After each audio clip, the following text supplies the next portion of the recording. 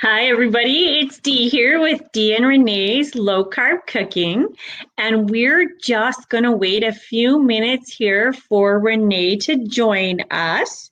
We're just having a few technical difficulties today. And I'm just going to chat here and wait a little and watch while we wait for our audience, for some folks to log on and join us today while we go live to talk about fall's premier seasoning, pumpkin spice.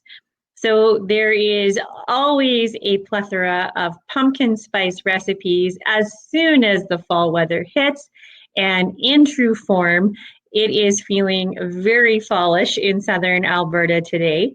I have just returned home last night from the San Diego area, where the temperatures every day were in the 70s and 80s, and the sun was out, and it was just absolutely beautiful and phenomenal. And last night, our plane landed in Calgary, and it was 7 degrees Celsius. So I'd have to I have to figure out the Fahrenheit. It was raining, it was cold, we needed jackets.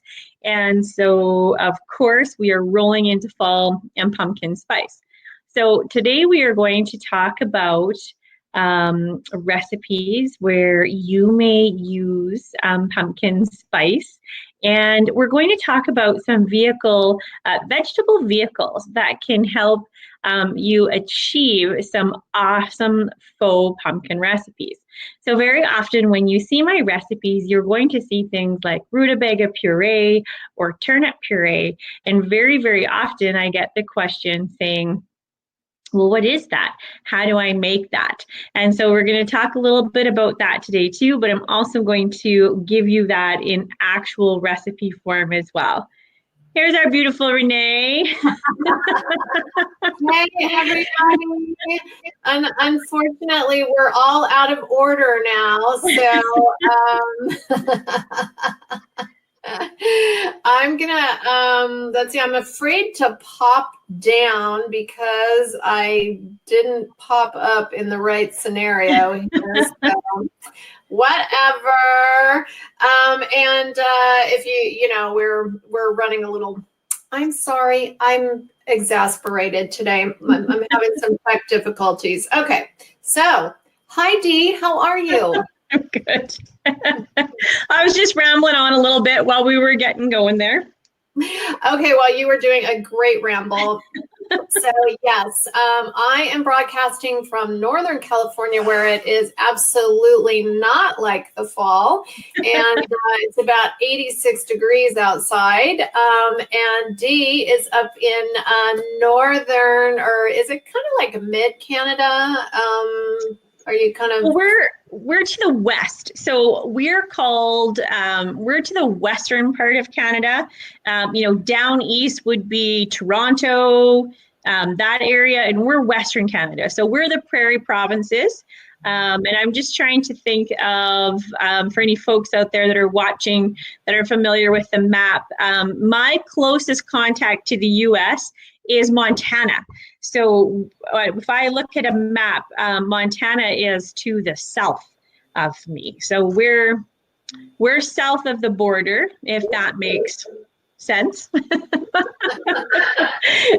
so, well, we're having one of those days. So Dee has created these amazing, beautiful pictures, Dee, of all of your pumpkin spice. And it's so funny because I've been watching everybody post their Starbucks pumpkin spice or Pete's or whatever your favorite coffee is, Phil's, and so many different ones nowadays. But, let's take a look. I won't even tell you what the calorie count is on all of those, or the fat count, or the everything count, right? The sugar count is what we are most uninterested in. So Dee has created all these amazing recipes today. And we are going to be giving away a cookbook at the end of the show today.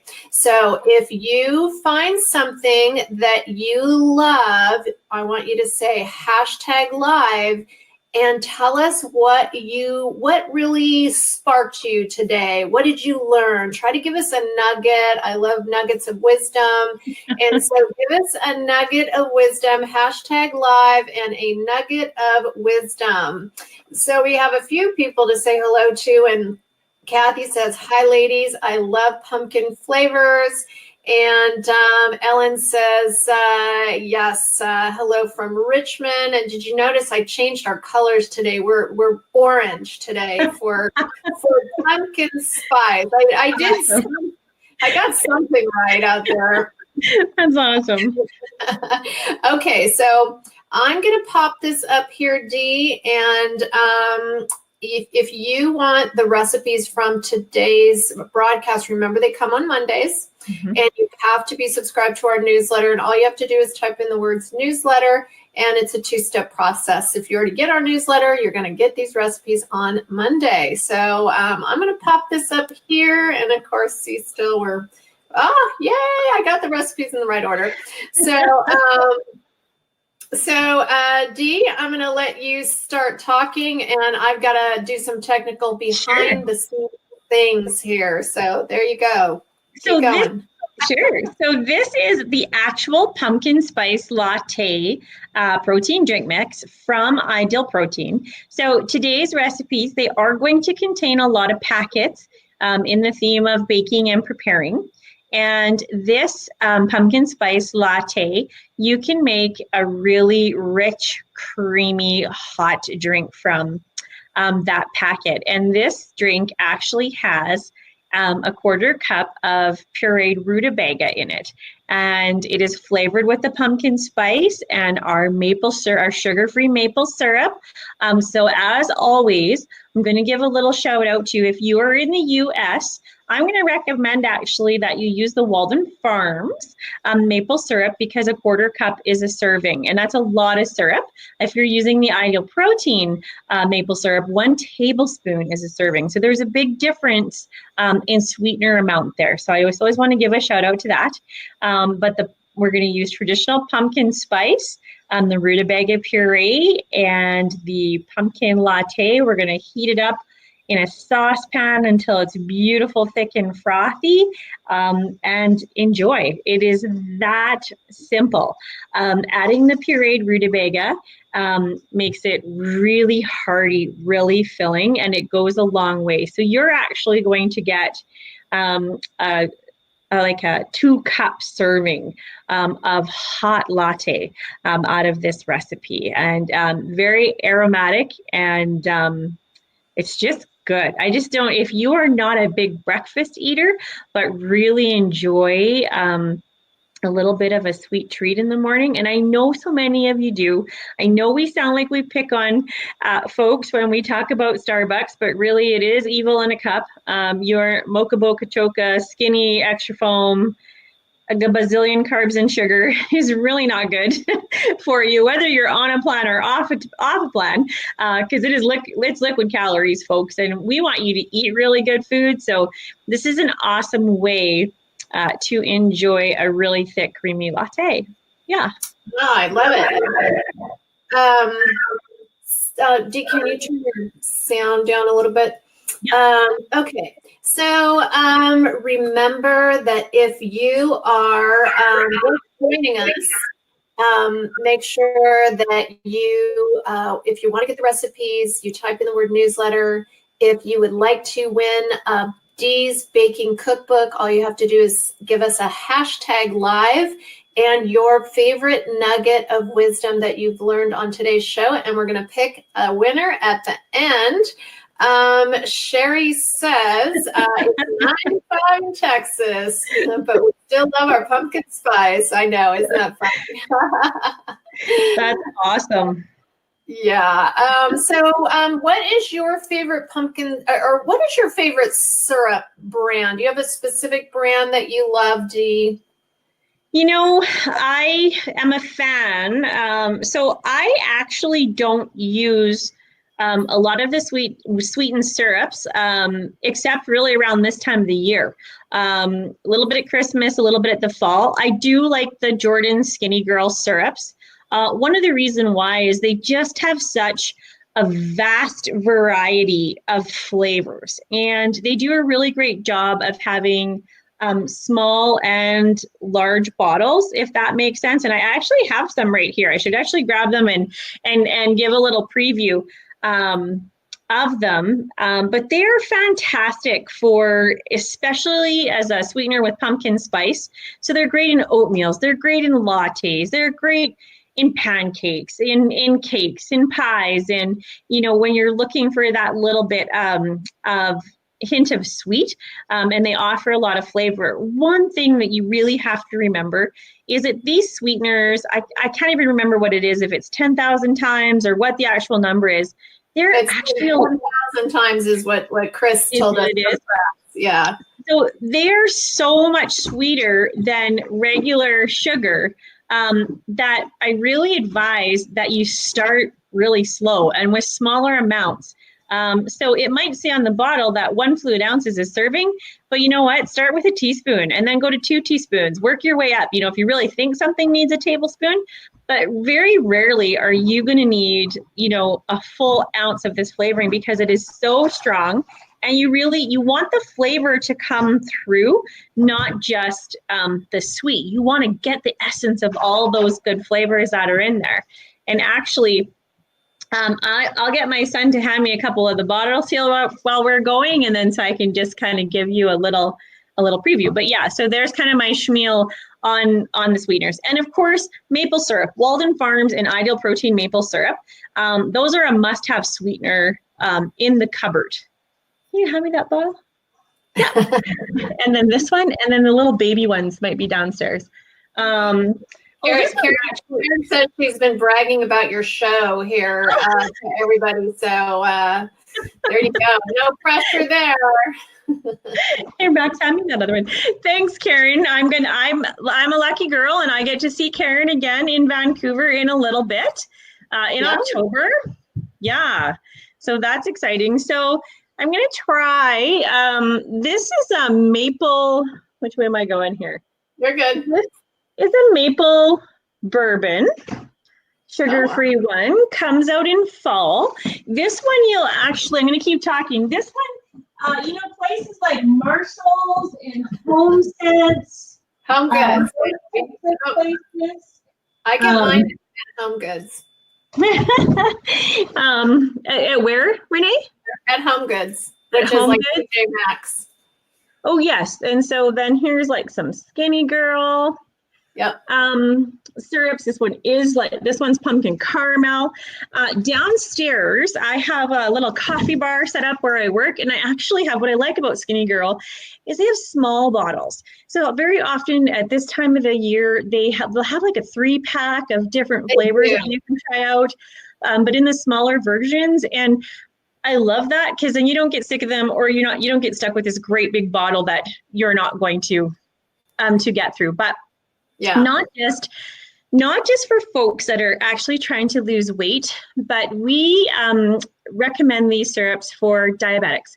We have a lot of type 1, type 2 diabetics. They're still looking for a little bit of sweetness in their tea, coffee, you know, puddings, yogurts, things like that. Greek yogurt with a tiny little bit of these skinny syrups. There, boom, you have a dessert.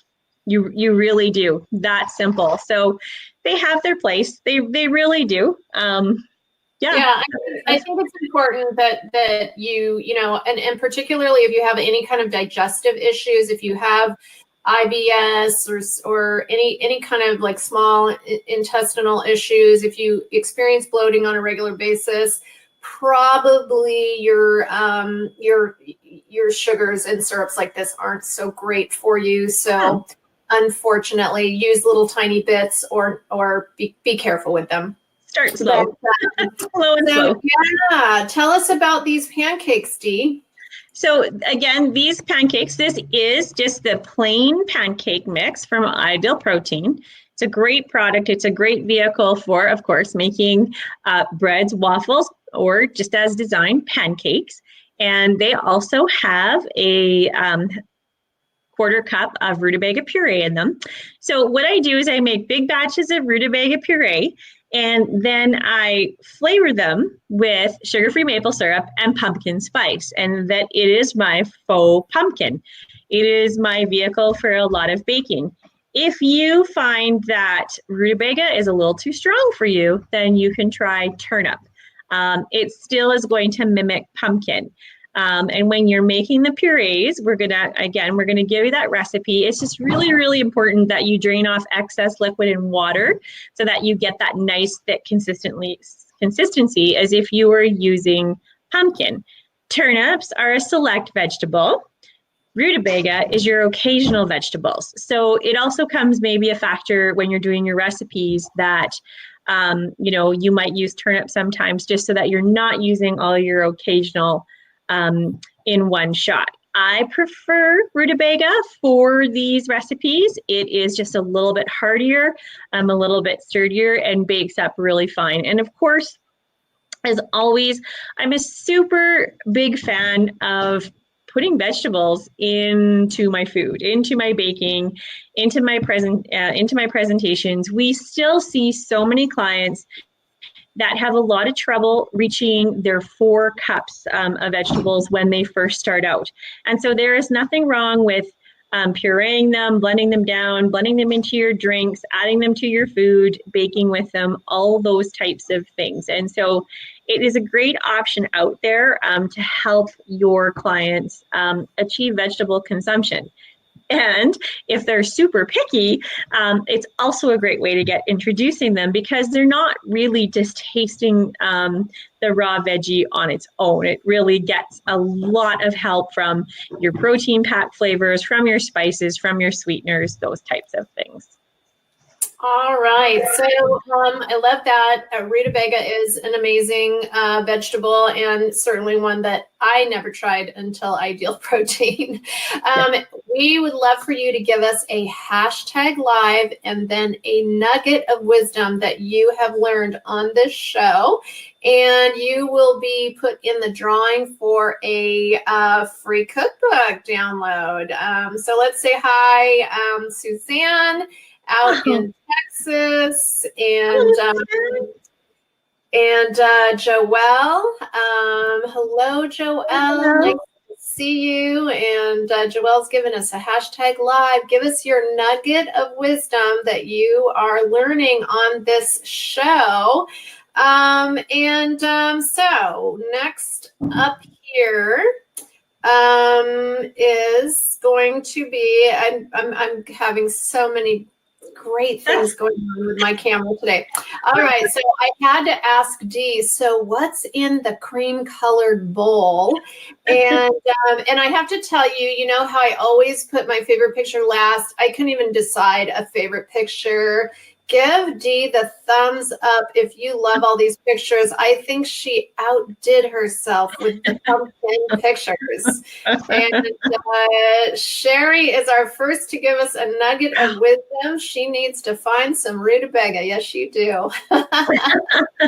Now, if you don't have it in your favorite grocery store, you just get your produce manager to bring it in for you. I often find that it's a pretty universal veggie worldwide, actually. So if they don't have it, just speak to them and try to get them to bring it in. Oh, I love it. So this is pumpkin spice baked maple oatmeal. Like, who doesn't love the sound of that?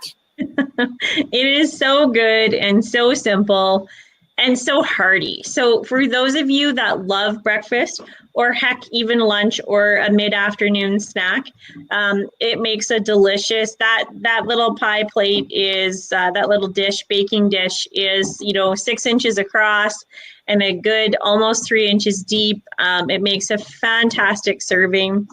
Again, you're going to bake your puree in there. I did use an egg in this one. Your spices, your choice of sweetener. I did reserve just a teaspoon of the oatmeal to sprinkle on top for a garnish, almost like a little bit of a crumble, if you will. And it's almost like a cake, but it's not. Like, it still has the really nice grainy oatmeal texture. Very filling, but again, you can make ahead. You can make ahead, and you can reheat it later on in the day if you didn't want to eat it for breakfast. Oh, wow. That sounds great. And you know, Dee has some great recipes for overnight oats too. If you're not on Dee's recipes group, get over there. Let's see. So we got another hashtag live, how to add veggies to even oatmeal. Yes, that's an awesome one.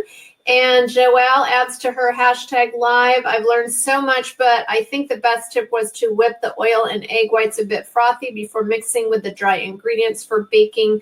Makes so much more volume. And also using the grapeseed oil for baking. Yeah.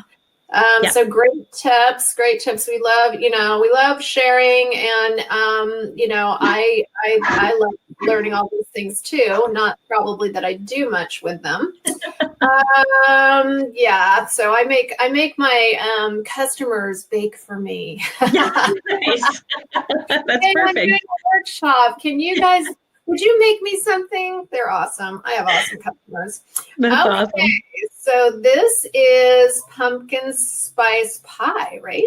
Yeah, and so a few years ago, I did a faux pumpkin pie, and the filling turned out so amazing. But when I originally posted and shared the recipe, my crust instructions caused grief around the globe because they didn't understand what I was saying. So I had said to prepare a plain pancake and press it in the bottom of your pie pan, and folks were pouring their unmade pancake into the bottom of the pie pan. Just as like pancake liquid, and then trying to and so I thought I need to do a better job. But in the meantime, I have made actual pie crust out of the vanilla drink mix. So an actual rolled out pie crust, and it's super tasty too. And so I've worked on tweaking my pumpkin pie recipe. And so you can bake the filling on its own without any crust, or now I have a few different options for you to make a crust for that pumpkin pie. And in your filling, you could use the pumpkin pie or the pumpkin spice latte, or just plain vanilla drink mix, or you can, there's lots more options now that we have an actual pumpkin spice drink. So this pumpkin pie is probably my most favorite baking recipe that I have ever done, because it really does mimic pumpkin pie. I of course probably will never ever taste it because Dee's not here to like make me stuff. I'll make it for you. I'll FedEx you one. Yeah. Isn't that weird? People buy baked goods online, but hey, whatever.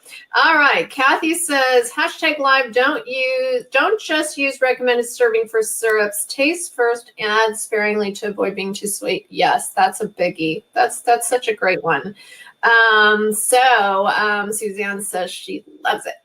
Okay, so and honestly, people that have tried Dee's pumpkin pie just rave about it and bake it any time of the year. Mm-hmm. If you don't have Dee's recipe book yet, we're going to give one away at the end of this show, but you got to give us a hashtag live with your favorite nugget of wisdom. And Jill says, yep, her pie really does taste like pumpkin pie. So I know it's hard to imagine that while you are losing weight, supposedly on, let's not use really the word diet, but, while we're changing our lifestyle, there's a lot of different things that we can try. And remember that you don't have to be on ideal protein to use these kinds of recipes. So if you have a protein, there's lots of protein products out there. If there's a pancake protein or an oatmeal protein, you're using a different line of proteins, it's totally okay.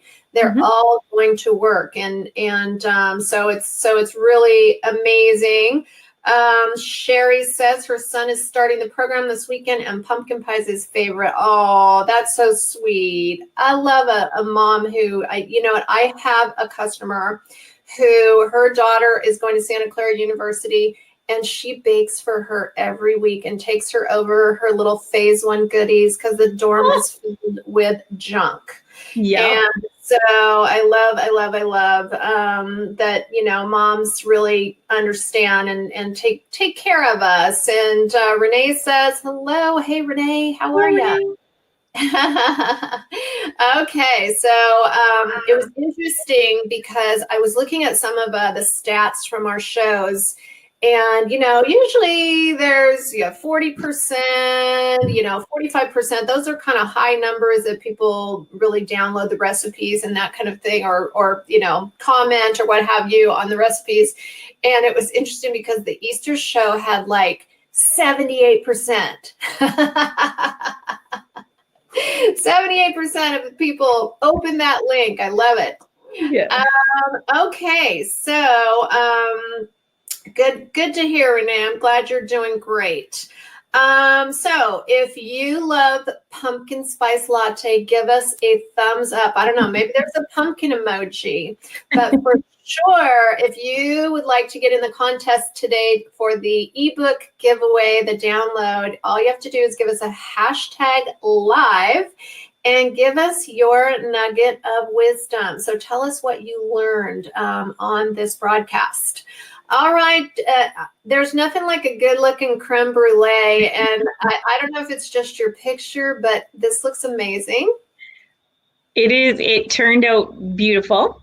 It's very simple to make, very, very simple to make. You're basically going to just whisk your ingredients together on low heat, and you're going to pour it in your little ramekins, and you're going to pour it in a baking dish and fill that baking dish with some boiling water halfway up to the sides of your ramekins, cover and bake. And voila, if you want to put that nice burned top on it, if you have a kitchen torch for that purpose, you can use that, or you can simply pop her back in the oven to broil with a little bit of sugar on top. And you're going to get that nice burnt sugar topping. And so, as I have to tell you, I was really, really impressed that when I was making the pumpkin spice creme brulee, my daughter's like, oh yeah, burnt sugar. And I said, how did you know that? She turns around, she's like, I'm smart. Like, I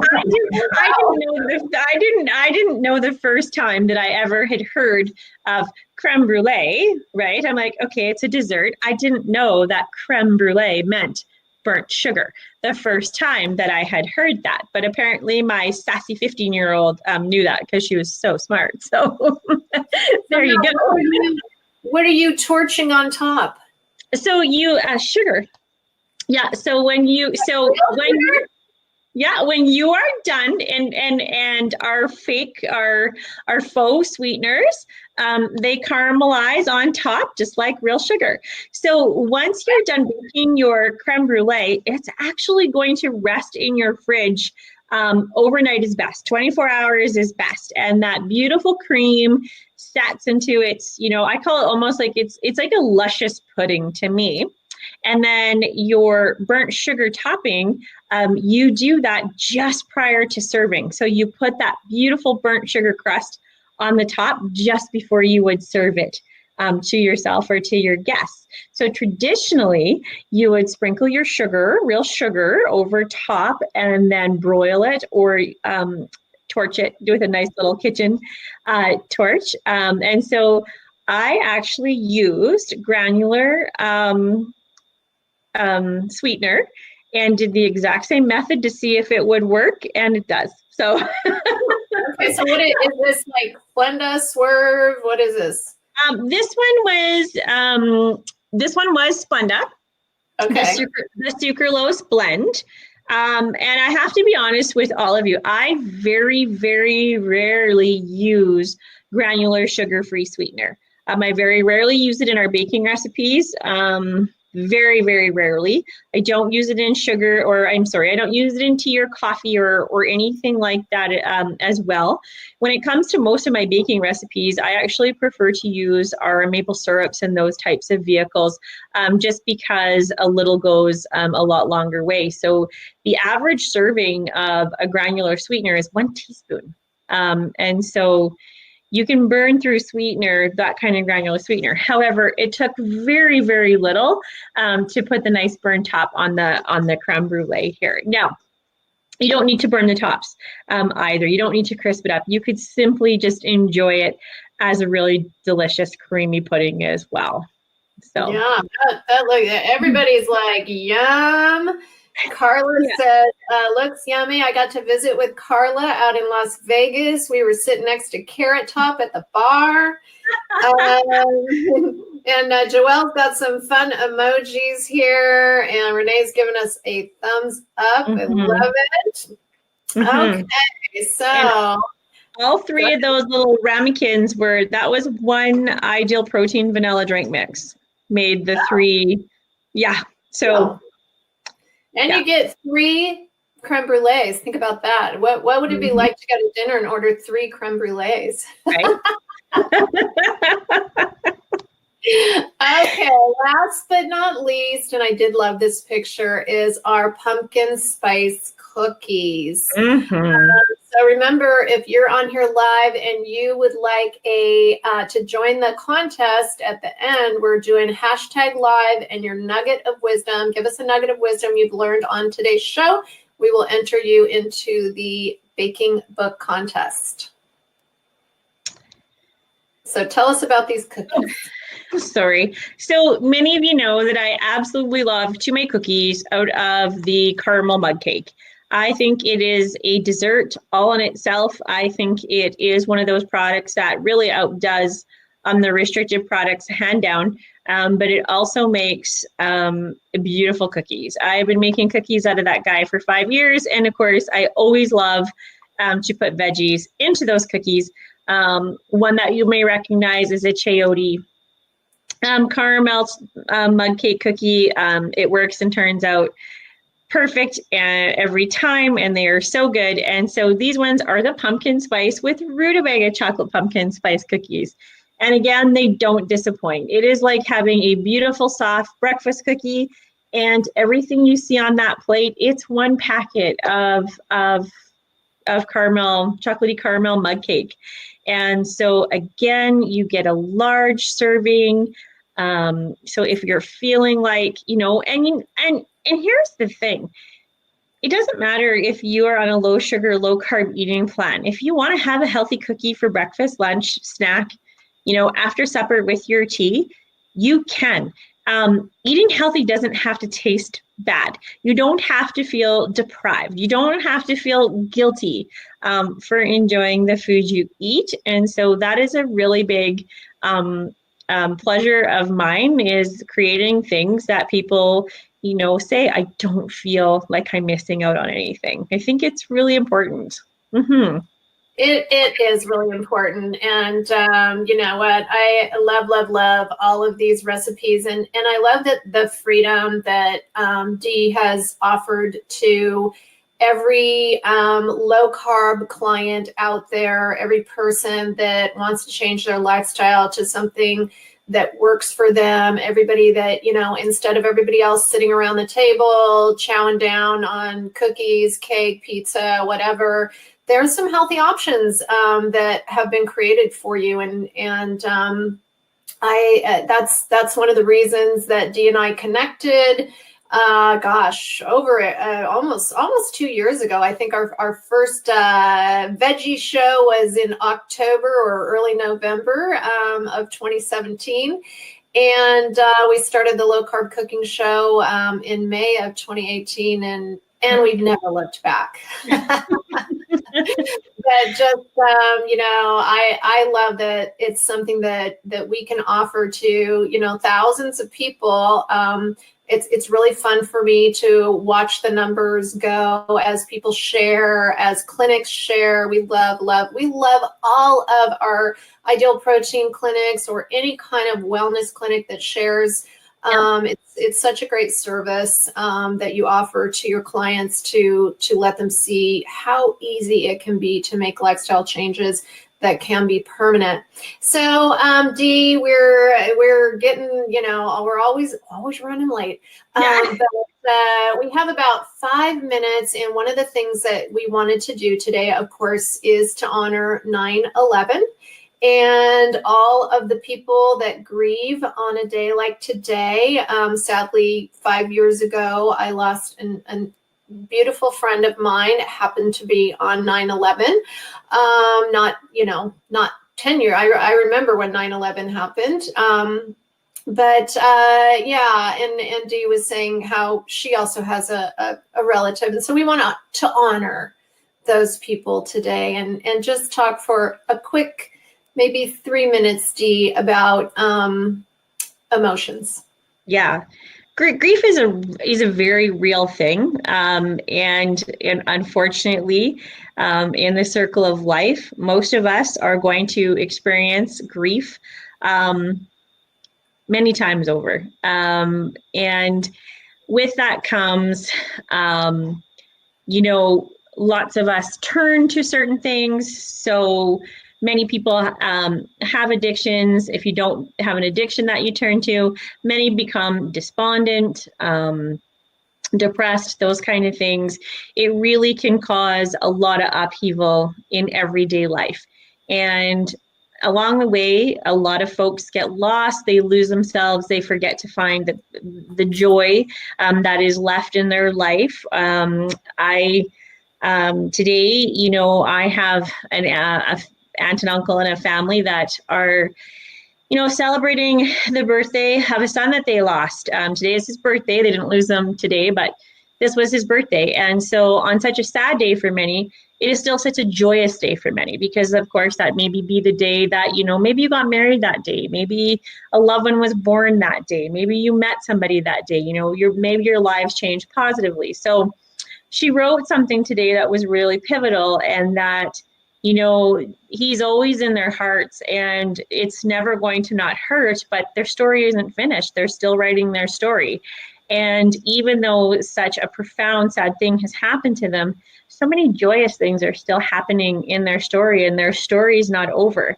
And I was able to actually have a visit with this aunt at the beginning of August, and she had looked better than I have ever seen her in her entire life.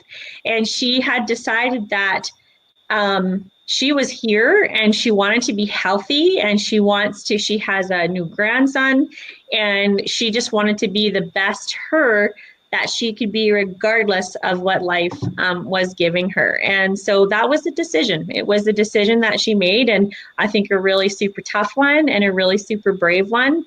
And she found it in her own timeline. And I think that's really important too, not to set limits on when grief starts and ends, because it's, I don't think it's a realistic expectation. I think that when you hold grief in your heart, it is because it's just profound love, and that will never leave you. So on days like today, one of my very best friends, she also had a son born today. And so she actually apologized today for posting, a birthday post while so many others are suffering on this sad day.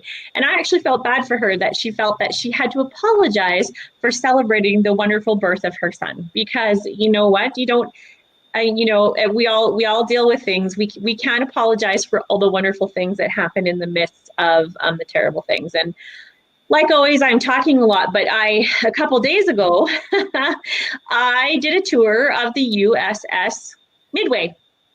And my husband is very interested in history and war and all those types of things. And it was something he really, really wanted to do. And I couldn't help every step on that ship, every level of that ship, right down to of course, I checked out the kitchen and the galley and the boiler room. I felt profound sadness every step of that ship, on that ship, just to think of, those who went before us and sacrificed so that we have the amazing lives that we have. Yeah. I love all of those words, Dee, and you never ever disappoint, which I love partnering with Dee because of that. We give each other a lot, and whether it's online or offline, we try to take care of each other. So Dee, on that note, thank you so much. And we hope everybody is having an okay day. We know this is a tough day for many, many people. We want to honor that.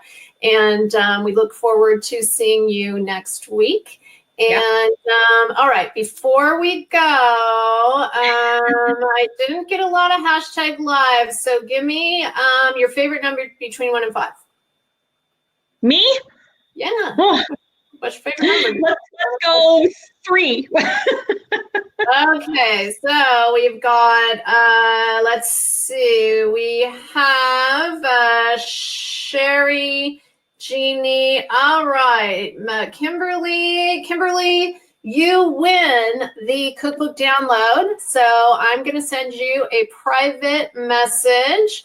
And so Kimberly is the winner. And we will see everybody next week. And so have a good one, everybody. And I will reach out to you, Kimberly. Congratulations.